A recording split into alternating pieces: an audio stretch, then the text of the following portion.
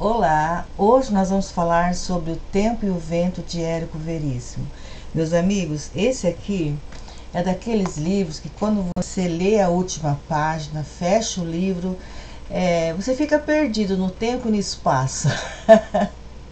Porque você fica no vácuo, né? Porque o que eu vou fazer agora, sabe? Porque foram 30 dias envolvida, né, com a leitura dessa trilogia.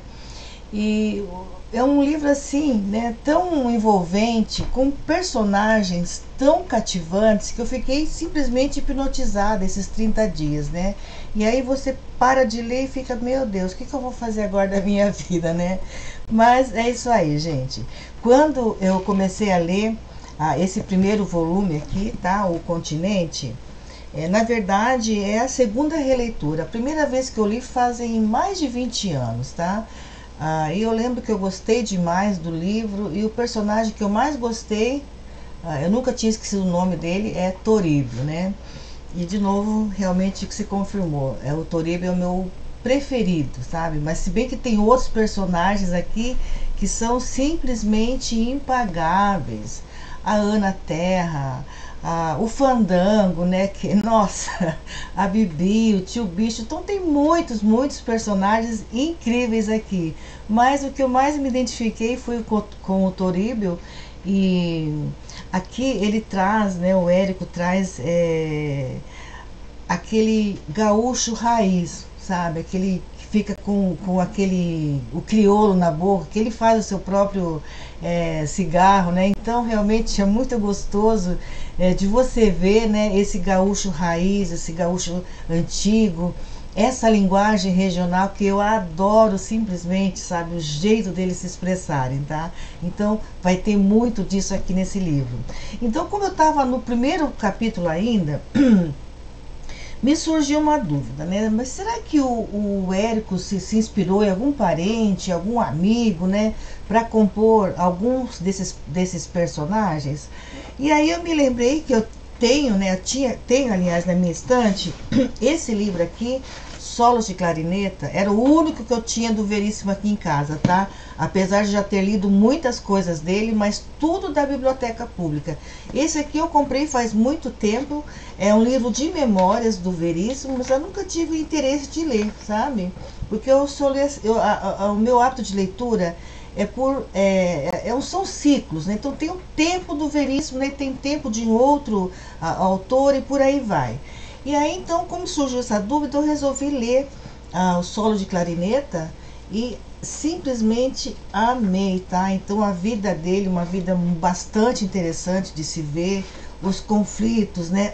E os amores que ele vivenciou, e é claro, toda a composição dos livros dele. Então aqui ele vai falar bastante o continente, tá? Então, como diz a minha amiga Rita, é importante a gente ter um suporte, né, antes de ler algum livro. Então valeu realmente como um suporte, tá? Para mim, até mesmo entender melhor esses livros aqui do Érico Veríssimo. Então, no primeiro volume, no Continente, vai se falar muito, gente, das missões jesuítas, tá? Então é um romance histórico. Começa em 1745 com a história da Ana Terra, que a Globo fez, né, o seriado dela, a minissérie. E é claro que quando você está lendo, você lembra da Glória Pires. Porque é interessante, eu estava conversando outro dia com a Rita, que os personagens, né, dos livros, a gente geralmente, quando não tem uma figura, né, esses personagens, eles são como se fossem sombras, né? Ele não tem uma visão, uma face para nós, eles são uma sombra. Então, por exemplo, tem o Tio Bicho, que ele é tão feio que eles chamam ele parece que é um batráquio, sabe? E ele mesmo se reconhece, né? Então o Tio Bicho, para mim, ele não tem um rosto, mas ele tem uma sombra para mim, né? Pelo menos do formato que o Érico passa para mim. Então, quando você está lendo aqui o Continente e fala da Ana Terra, é claro que você vai então imaginar a Glória Pires, tá?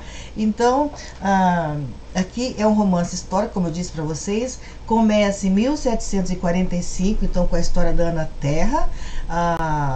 Bom, não vou contar o enredo, porque vocês sabem que eu não gosto de contar o enredo, eu não faço resenhas, eu apenas indico o livro, porque eu não quero tirar o prazer da leitura de vocês, tá? Então, vai terminar em 1945, serão 200 anos de história, tá? Então, conforme a evolução dessa família, né, da Ana Terra, o seu filho Pedro Terra, e aí na sequência falando, né, depois mostrando todo esse Rio Grande antigo para nós, tá, de 1745, gente, aqueles confins do mundo, né, aquelas estâncias isoladas onde ela estava. Então o Érico, ele retrata muito bem essa parte para nós, tá? Aliás, tem um outro livro que fala sobre a história do Rio Grande do Sul que eu acho fantástico, fenomenal, é aquele ali, ó, a biografia do Getúlio Vargas, escrita pelo Fernando Jorge. Gente, a melhor biografia que eu já vi na minha vida. Pena que o Fernando Jorge, eu não sei por que Cargas d'Água não lançou o terceiro volume, tá?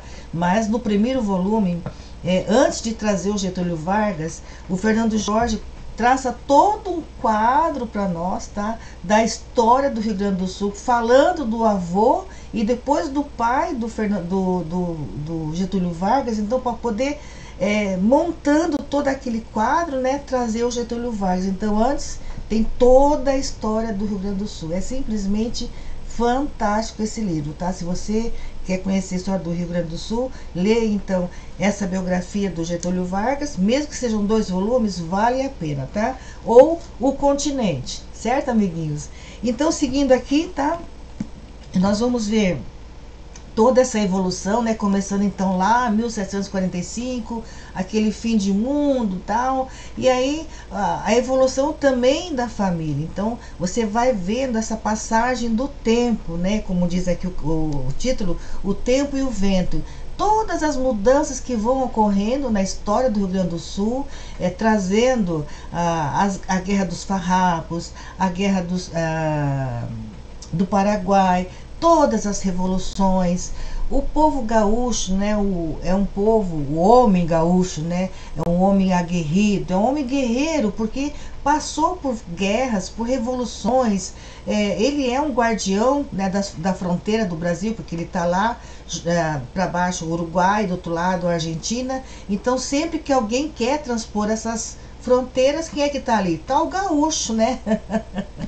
De arma em punho, então, para defender o nosso Brasil, tá? Então ele tem essa característica aguerrida, tá, gente? Esses livros aqui, gente, então, como eu disse, é um livro de romance histórico, e o Fernando, o Érico Veríssimo, então, amarrou muito bem a história, né, dessa família Terra Cambará, junto com a história do Rio Grande do Sul. Aqui no fim do livro, gente, vai ter, ó, isso aqui é um calhamaço, ó, esse livro aqui tem 950 páginas, isso aqui eu considero um calhamaço, tá?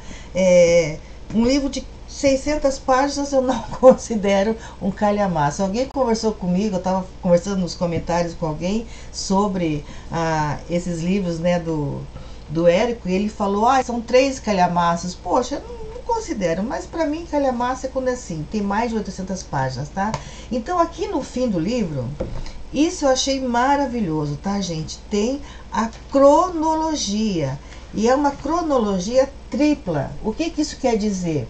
Numa linha, tá? Vai ter a cronologia da história, né, do Rio Grande do Sul, do Brasil. Então, em 1939, o que estava acontecendo no Brasil e no Rio Grande do Sul? E o que no livro está retratando, né, esse período, então, para esses personagens desse tempo. E o que está acontecendo com o Érico Veríssimo nessa data. Então, é uma cronologia, gente, tripla, tá? Maravilhoso de você acompanhar isso aqui. Então, eu acho que é isso que eu queria falar para vocês, tá, gente? Sobre, então, as missões, né? Essa história do Rio Grande do Sul, essa linguagem maravilhosa. Já falei para vocês que eu amo de paixão esse jeito, né? Raiz, né? Do jeito antigo, realmente, do povo gaúcho se expressar, tá? E claro, aqui tem os personagens que são personagens encantadores, gente, que você não esquece. O meu preferido é o Capitão Toríbio, tá? Que vai ser o irmão do Rodrigo. Então vão passar muitos personagens que vão nascer e vão morrer no decorrer, então, né, dessa família, tá? E vai ter aqui muitos diálogos, filosóficos e políticos, né? Então, nesses diálogos, a gente vai aprender muita história, porque os personagens vão estar discutindo ali entre eles, né? Os maragatos, né, com os pica-pau ali. Então, essa discussão você acaba aprendendo, né, o ponto de vista de cada um dos lados ali, daquelas querelas dele, né? Então, você acaba entendendo melhor essa história do Rio Grande do Sul, certo, amiguinhos? Então é isso que eu queria mostrar para vocês hoje. É O Tempo e o Vento, de Érico Veríssimo. Não tenham medo do tamanho dos livros, porque a leitura é tão prazerosa, gente, é tão encantador esse livro, que você não sente que é um calhamaço, tá? O livro é tão bom de se ler que quando termina você chega a ficar triste porque acabou o livro, que foi o que aconteceu comigo, tá, amiguinhos? Então, essa é a nossa dica de hoje. Fiquem com Deus e até a próxima.